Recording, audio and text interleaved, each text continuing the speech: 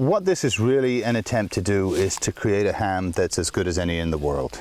And when I realized how a true woodlands free-range ham, as opposed to just a pastured pig which is sitting in a field, what a real mountain environment could do for the quality of pork, I studied that in Italy, in Tuscany, with the production of the Cinta and tasted some of the best hams out of Spain, also all grown in the mountains and on the Dehesa under oaks. I couldn't help wondering what a really good American ham would be like, because I know we have forest here that doesn't exist in Europe. There's no trees like these, there's no hickory trees. These are North American trees, so the effect of the flavor of this particular mix of forage is going to be totally unique to this area. The concept of terroir has always fascinated me. What makes the food from one place different from the food from another place, and how the soil and climate affect that. So that's always been a major role in the curiosity of what would this be like. And I'm very happy with how it's turned out. We've been doing this since 2006, so this is going to our 7th year, and it's been an amazing time. Of course, the best part of it for me has been the people that I've grown close to and grown to love.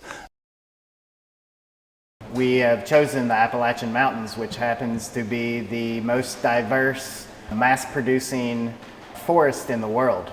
So our pigs have a very diverse diet: hickory, pawpaws, acorns, root scrubs, beech nuts, what have you. The flavor of what they eat goes into their fat, and the fat is the most important thing in the curing process, because that's what gives the flavor to our finished product. We try to leave everything as it is naturally, cure it in an old world style over a long, slow period of time to gradually work that pH down to develop the very rich, robust flavors that the pork lends itself. It's roughly about a 3-year project, because we have to raise the pigs.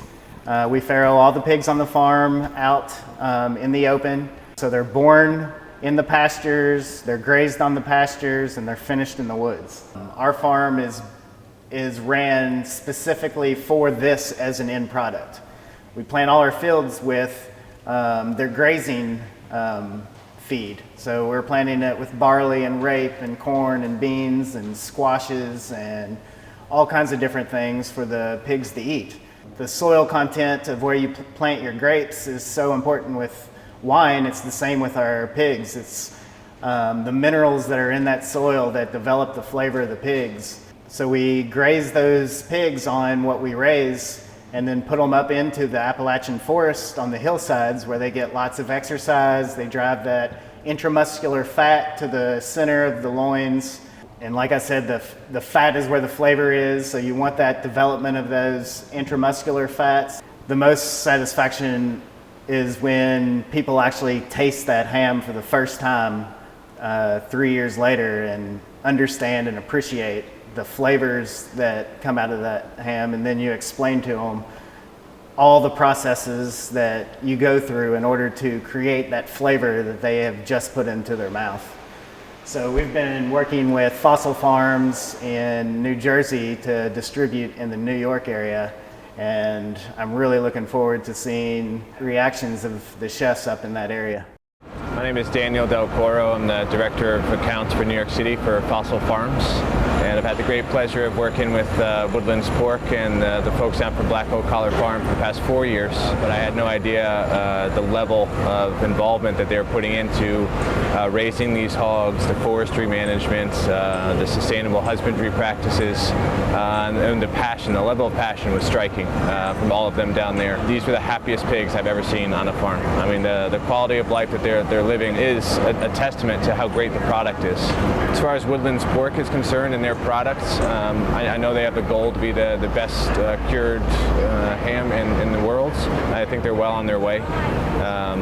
The flavor that you get from one of their hams is so singular that it's really fun for me to bring this product around and share it with chefs because each time it's an eye-opening experience for them. They take a slice, they start to chew it, and the flavors open up of the ham, and their eyes start to open with the flavors because they get excited. It's palpable. You can see them experiencing the product for the first time, and once they do, nearly everyone I've shared it with get it. They get what's going into the program after I talk to them about it. They get what the flavors are, and they become fans of the product, and inevitably they start to work with it.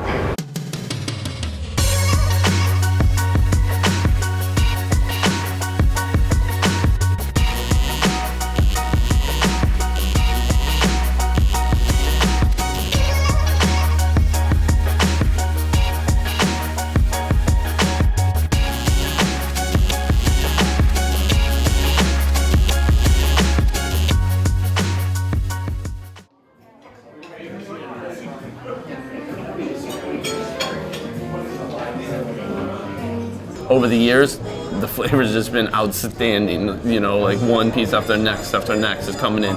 Their whole vintage series of their prosciuttos and whatnot.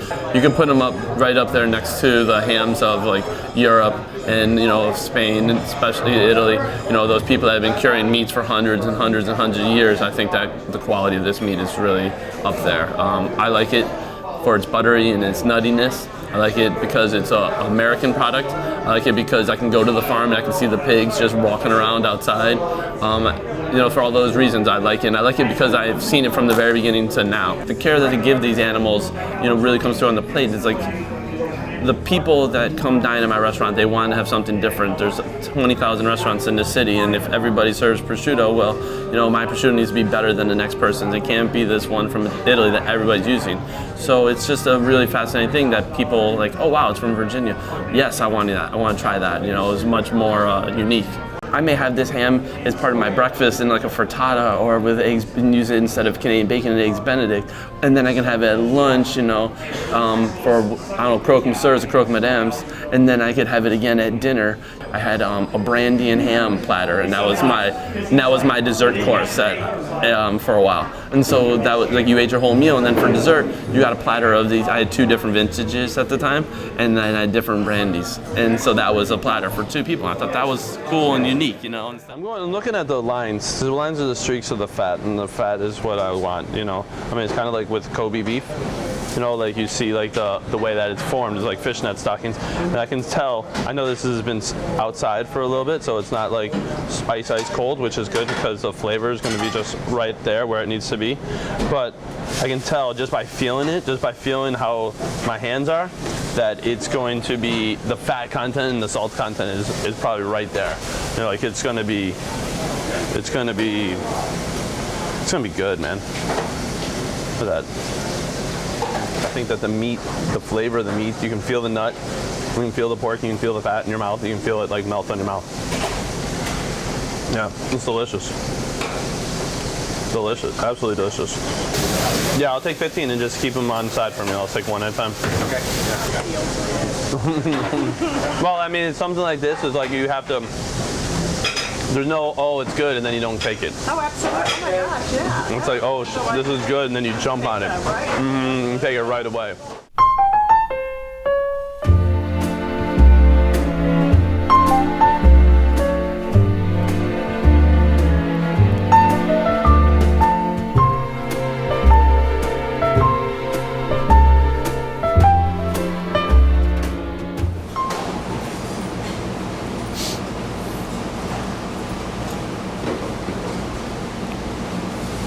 Wow.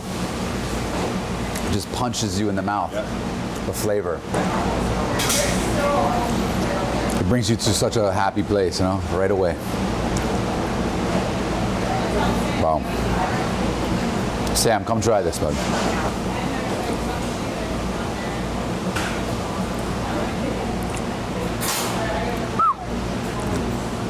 Huh? I mean, it's perfect because, you know, a lot of times you see like prosciutto di Parma or whatever, and it's like, it's very moist and like soft a little bit. Where this is like the whole way through, you know. I mean, I like this better. I've been to Barcelona, you know. Yeah. And it's great, but this is amazing too. I mean, it's incredible. Why wouldn't you want to serve this, you know? Like a chestnut risotto or chestnut ravioli, and then have like a beautiful fork wrapped around this meat wrapped around the fork, and they take a bite of the risotto, and then they have that. It's like, yeah, that's cool, you know. Oh, I mean, beautiful. It's like I never tasted anything so beautiful before, man. Luke Bergman, I'm a chef de cuisine at Colicchio & Sons, and I was just greeted with the wonderful gift of the Woodlands pork leg. After trying it, I feel traveling to Europe and Spain, this is definitely up there with the highest caliber out there with Iberico.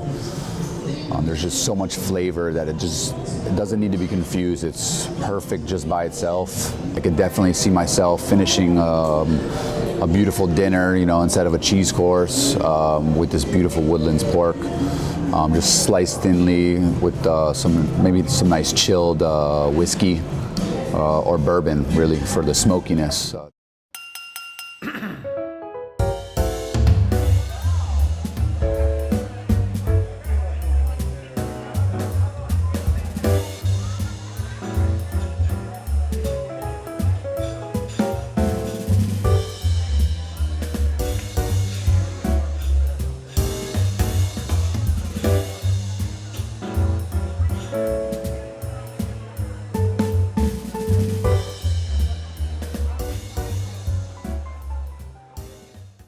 I'm Dan Kluger, we're at ABC Kitchen.